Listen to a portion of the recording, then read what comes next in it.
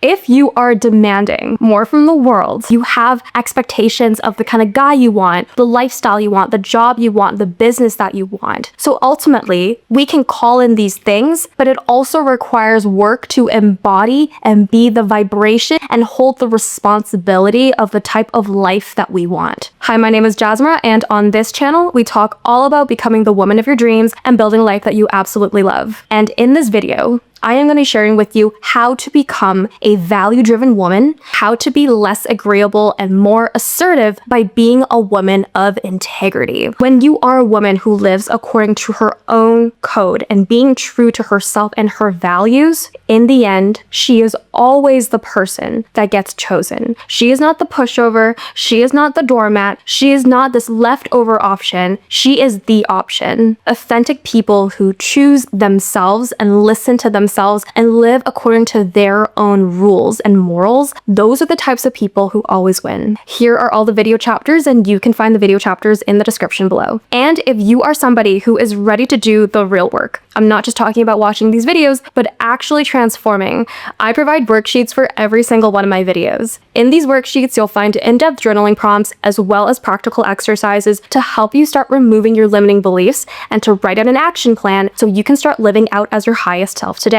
You can access these worksheets down in the description below. Now let's dive into the video. So I want to first highlight and share with you what having high standards truly means. Imagine that you have a very dirty car. You have dirty grease stains on the side of your car. You have multiple pizza boxes. You have this unfinished Shake Shack burger in the back seat that has been there for a week. You've got dirt and grime all over your car mats. And keep in mind, you have still been collecting dust on your dashboard since the very day you got your car. And you always say you're gonna clean it, but you never end up cleaning it because you always say you don't have time, or you don't have the energy, or you just don't have the capacity.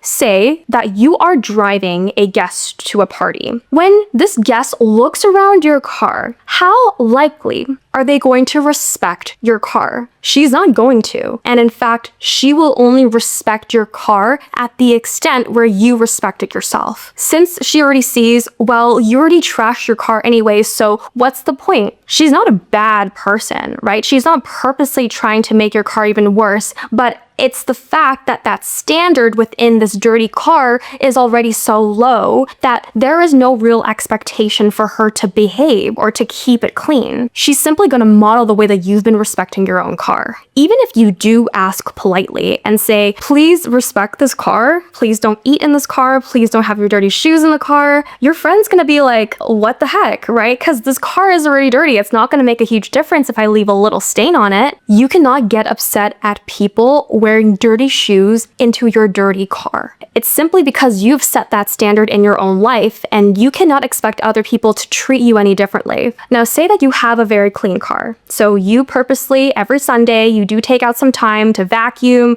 to wipe down your dashboard, to really make it nice and clean and fresh. And you might even get your car detailed every single month, right? You see the investment in paying money to get it spotless and clean. And at all times, your car is spotless and it smells like fresh laundry. Now, if you invite this very same guest into your car, how likely is she going to respect the car? She is most likely going to respect it because just simply looking around at her surroundings and just the feeling of how much maintenance there was to uphold this standard, she is going to be very well aware of what not to do. She'll make sure to dust off her shoes before entering into your car, or she'll ask for your permission before she gets to eat her sandwich. Now, the metaphor of the car is you. It's an accumulation of your habits, accumulation of your standards, your boundaries, your discipline, your integrity. The dirty car is a representation of a life where you are neglecting your responsibilities, neglecting the areas where you're unhappy and where you feel misaligned. So an example is if you are a serial dater and you're dating one person after another, and you're not giving yourself enough of a break to heal from that relationship, to understand the pattern, to heal from the wounds, to dig deep into your childhood traumas, if you're not analyzing deeply and healing from those relationships. You're letting random people, these people that you choose to be in a relationship with, you're letting them throw out their baggage, right? You're letting them throw out the trash in your car, and you're essentially going into each and every relationship with more and more baggage. And you're wondering why high value people don't want to be in a relationship with you. It's because, girl, you need to take out the time to clean out the car. You need to stop blaming your external circumstances and taking on a victim mindset, because if you're not at least taking 1% of your responsibility to changing your life, you will forever be powerless. And while you have all of this garbage in your life that you've neglected to tend to, then how do you expect yourself to attract high quality things in your life? If that high value man comes into your life and takes a look around at your life, how likely is he gonna want to stay? You cannot demand such high expectations and not do the active work, whether internally or physically, in order to get yourself at that standard. There is huge responsibility when it comes to getting and achieving a life of your dreams. And I'm not telling you to lower your standards. That is not the case at all, but I want you to start holding yourself up to a higher standard. Now, this is where the clean car analogy comes in. So how do you achieve the right to have the standards of a clean car? It is not easy to maintain a clean car. And in fact, it takes responsibility. It takes the discipline to put in the work to clean your car every single week. It takes the investment in car detailing every single month. And also the integrity of refusing to let your car get to a certain level of dirtiness, even if no one ends up going into your car that week. You refuse to let it become disgusting in the first place, and you need to uphold that standard within yourself first before you expect it from anyone else. Your standards are created by your behaviors, and your behaviors are an accumulation of discipline and consistent action. So the next part of this video, we're going to be talking about how to determine your values and to write your own personal code. As someone who wants to live in her authentic truth, to be someone worthy of respect, you need to be authentic and true to your own values. Having high standards and living firmly to your own personal code and values come hand in hand. Because in order to have high standards, you need to be assertive and you need to take risks to stand up for those standards. And sometimes that come at a cost of people's approval, people feeling uncomfortable, even you feeling uncomfortable. But what's the alternative? You stay a people pleaser and then you start resenting people. You always stay a follower, but you're never a leader. You never get chosen. And more importantly, is it really worth risking it all to live according to your code? You actually get beautifully rewarded by this, because the byproduct is you become the most attractive person in the room. You attract a loyal following. You also have the luxury to choose and make choices rather than chasing for things. You get into wonderful relationships with high value men because they genuinely want you for you. So in this part, I'm going to show you how to find your true values and write out your own personal code. Step number 1 is to identify 10 to 15 pull values.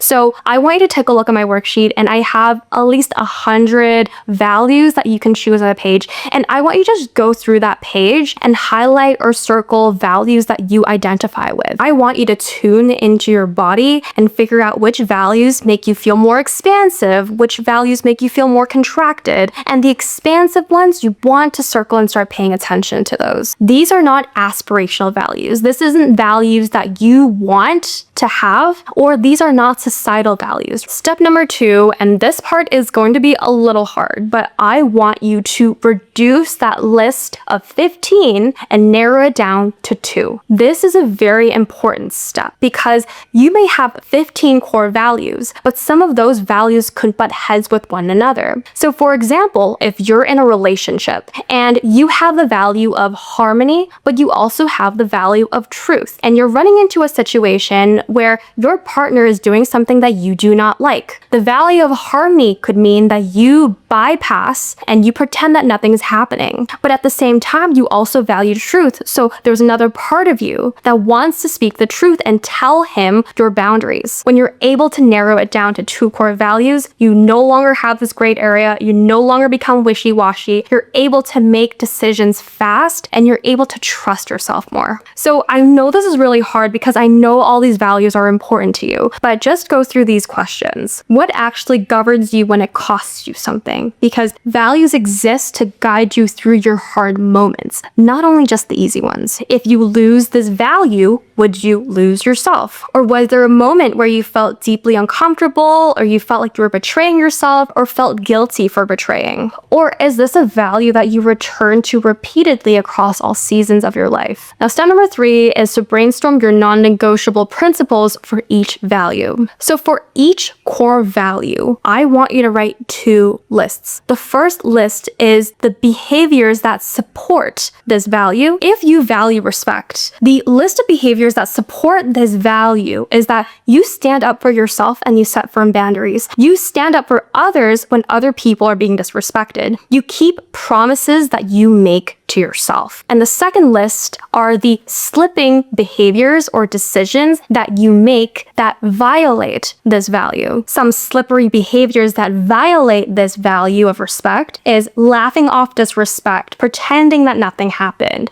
or gossiping about other people, or staying in environments that disrespect you, whether it's a partnership, a friendship, a job, staying in a situation where you're being disrespected time and time again. So take out the time to write at least 5 to 10 different bullet points for each question. So in total, you should have 4 lists, and use the time because I want you to be aware of where you have been slipping away from the values that you care about, right? If you value truth and honesty and integrity, but you also catch yourself people pleasing, so sometimes lying, making white lies to make sure people feel okay or making people feel comfortable. If you catch yourself doing that, right? If it's something that you've done in the past, then write that down, because this way you're able to identify when you are crossing your own values, where you're not living according to your code. Now, step number 4 is to build out this code. So I want you to collect all the bullet points I just written, and then I want you to write every statement starting with I. So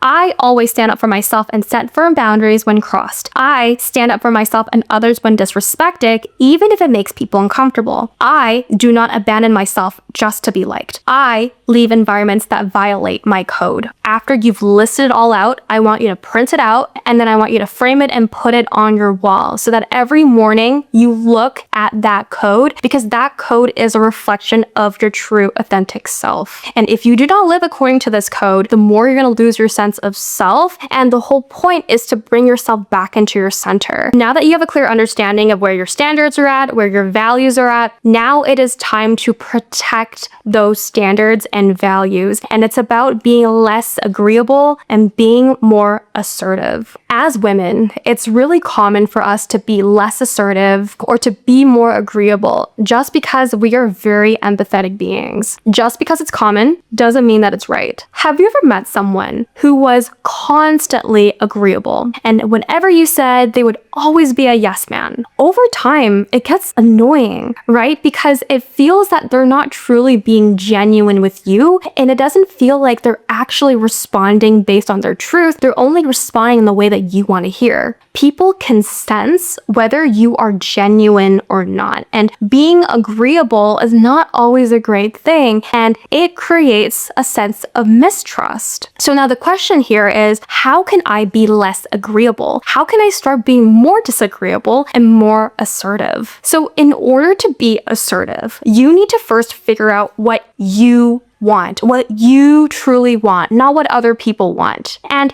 the problem is not that you're not assertive, right? You have that power within you already, but it's the fact that you do not have a clear, laid out plan, laid out vision, laid out goal, laid out code that you live by. And if you do not have that clearly laid out, of course you can't articulate what it is that you want. If you do not have a clear idea of what kind of future you're building, what kind of life you want, what kind of respect you deserve, of course you're going to be agreeable because you don't know what it is that you want. Otherwise, you are going to be left with a vague sense of dissatisfaction, and the reason and the problem is because you can't negotiate or articulate what it is that you want because you're not clear of what you want, and you're not clear of your own personal code. If you know who you are, what your values are, what you want, you can then make a very clear case for what you want. If you have established and have this intention spoken that you have a standard that you want to make this amount of money in your next job. Then with your current job right now, you can ask for that raise. Make a case for it, why you are the perfect person and why you deserve to get this raise or to get this promotion. One of my favorite quotes is, you get in life what you have the courage to ask for. And I've talked about in my Lucky Girl Syndrome video, it is so important that you go out there and ask for what it is that you want. And you need to take a chance on yourself and understand that rejection is not personal, right? Rejection is simply just words. They're not actually a true indication of who you are, even though it may seem that way to the ego before the rejection even happens. So when the rejection actually happens, it's not actually that big of a deal, because that rejection could be fire for you to search for your next job,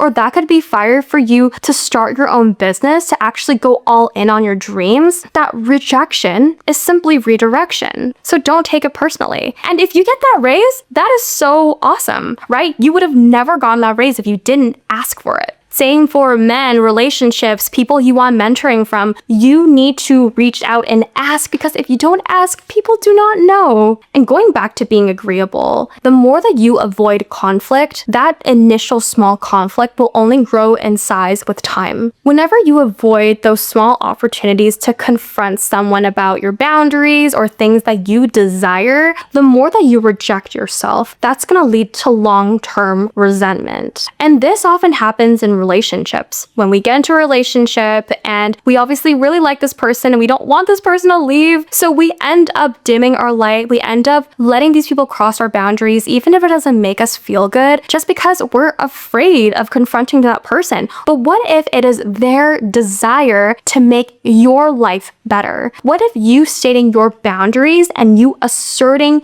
yourself is an opportunity for them to love you even more? Because a partner who truly loves you also wants to know your boundaries and respect your boundaries.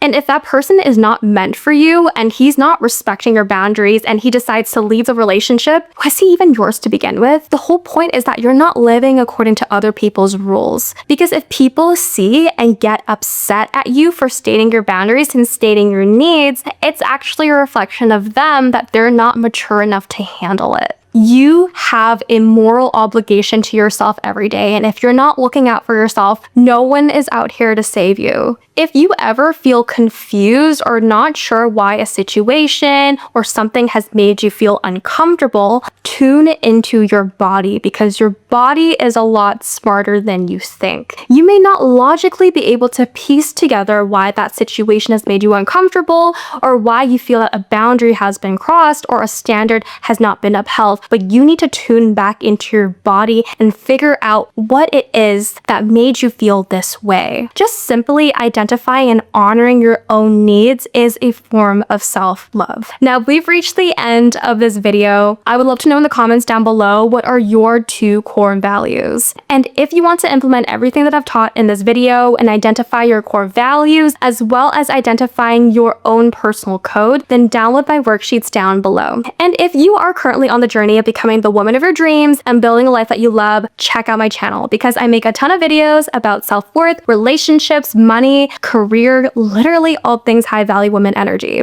And if you love this video, I highly recommend checking out this video over here. This video is all about how to become the luckiest girl you know. I love and appreciate you so much. Thank you so much for being here, and I hope to see you in the next video. Bye!